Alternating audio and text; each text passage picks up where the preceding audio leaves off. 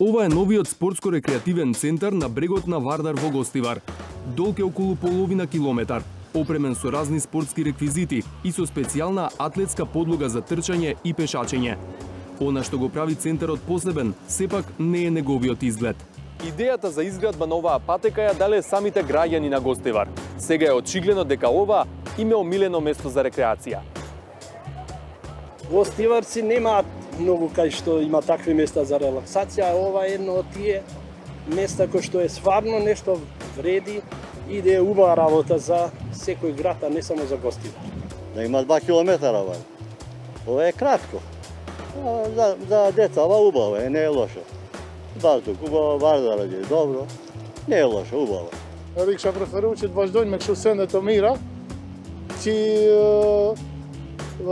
qytetarët ose fëmijët tonë kanë ku me humb kohën ose ku me shëtit, ma mirë nëpër pateka me shëtit edhe rreth lumit, se sa me shku nëpër kazino edhe nëpër kështu lojra të fat. Спортско-рекреативниот центар во Гостивар од идеја до реализација нема да бил можен без механизмот наречен форуми во заедниците. Станува збор за програма поддржана од Швајцарската агенција за развој и соработка, преку која граѓаните даваат идеи за развој на својата заедница и учествуваат во донесувањето одлуки. Искрено чувството е преубаво затоа што јас сум човек што сака да придонесе за заедницата во која што живеам и цело време се трудам да го правам тоа. И кога веќе се реализира нешто вакво, навистина е гордост да излезеш и да видиш како всушност сите граѓани се задоволни од тоа и го користат. За идеите на граѓаните да станат реалност помага донаторот, но главната цел е општината да ги слуша граѓаните и да плати дел од проектите. Во случајот на Гостиварскиот спортски центар, изградбата чинела околу 250.000 евра, од кои 50.000 се обезбедени од швајцарските фондови, а остатокот од општинската каса.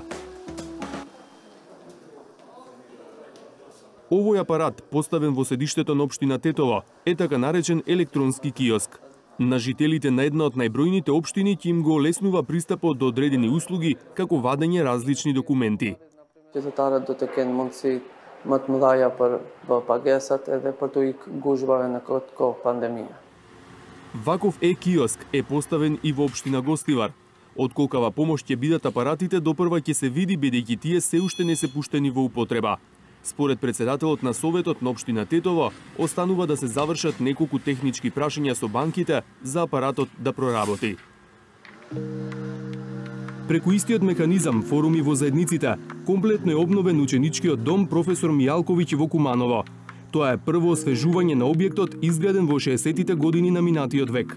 Освен што учениците ќе се вратат во реновирани соби кога ќе заврши пандемијата, направени се и неколку апартмани кои може да послужат за сместување лица со попреченост, жртви на семејно насилство, како и луѓе чии домови се зафатени од пожар или природна непогода.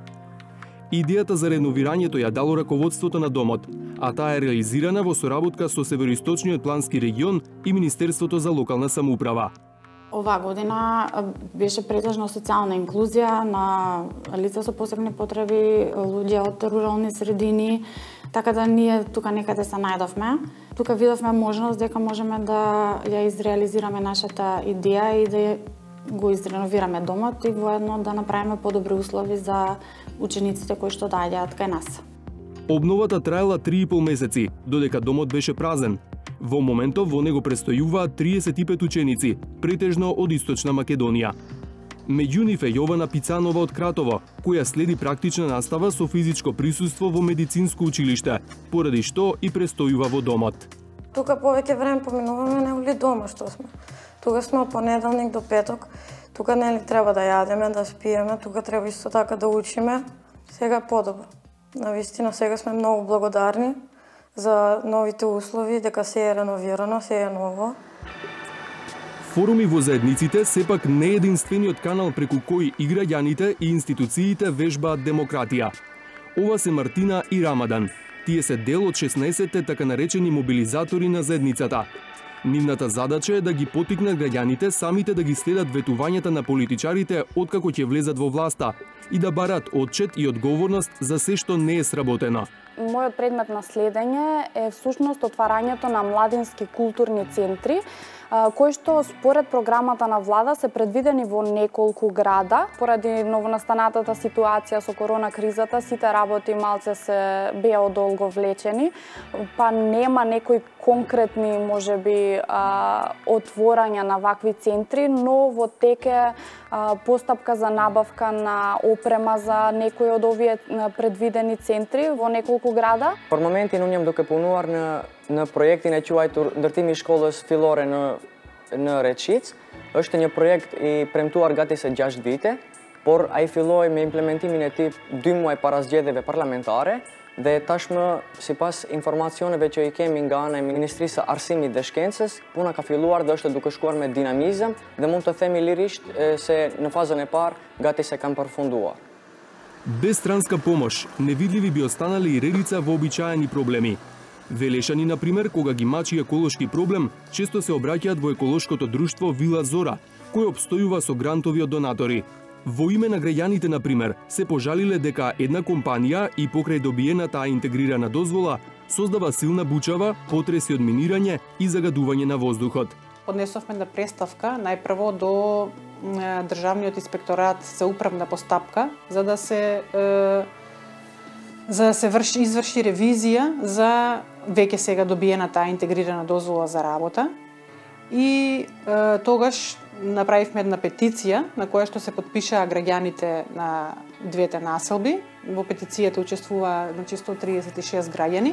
Немаат информација дали е направена ревизијата, но велат дека сега граѓаните помалку се жалат на работењето на компанијата.